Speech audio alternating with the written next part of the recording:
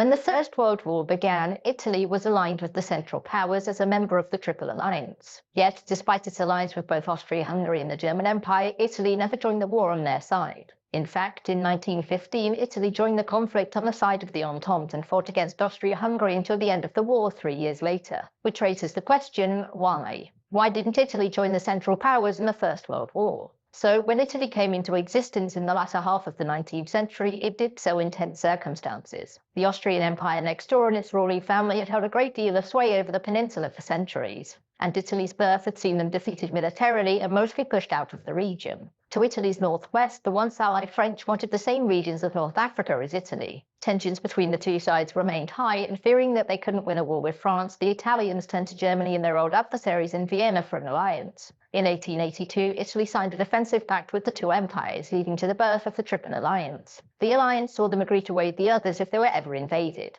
and both Italy and Austria agreed that they wouldn't expand further into the Balkans without compensating the other. The alliance was renewed every 10 years up until 1912, which came after Austria-Hungary had snatched Bosnia from the collapsing Ottoman Empire in 1908. Italy wasn't happy with this and so demanded compensation, preferably in the form of one Albania or these territories. Austria-Hungary said no, or more specifically, wait several years to see if we stay here. And as such, the Italian government considered the Triple Alliance to be dead. But they renewed it again 4 years later because they didn't want to burn bridges in case they ever needed the backing of Vienna or Berlin in the future. This had been Italy's foreign policy for decades at this point, since in 1902 it had signed a secret treaty with France. They agreed that the two would never go to war with the other in return for them respecting each other's spheres of influence in North Africa. Which is why, when the First World War broke out, Italy declared itself neutral. This wasn't to say it had closed the door to Austria-Hungary and Germany forever, though. Its foreign policy in 1914 was dictated by one question: who can give Italy the most? Germany offered Italy this from France if it entered the war, whereas Austria-Hungary was less keen on Italy joining the war properly, and so offered some of its own lands to Italy on the condition that it stayed neutral and gave some trade concessions, whereas the Entente offered Italy all of this, a promise that it would 100% honour after the war. Italy much preferred what Britain and France was offering, and so it signed the Treaty of London agreeing to aid the Entente, which surely meant that Italian entry against the Central Powers was guaranteed, right?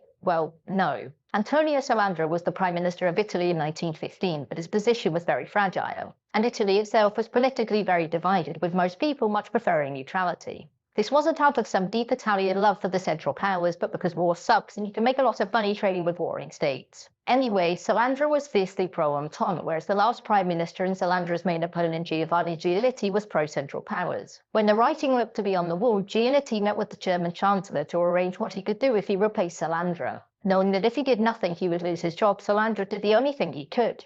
He quit. He did this not because he actually wanted to quit, because he knew that Parliament wouldn't back him. And by quitting, he forced the king to choose. If the king let him resign, then the king backed the Central Powers. If the king refused to accept his resignation, then it meant that he backed the Entente. He knew that Parliament would never act against the king's wishes at such a time, and so when the king ordered Salandra to stay in office, his position was secure. And thus, Italy was free to join the war alongside France and Britain, which it did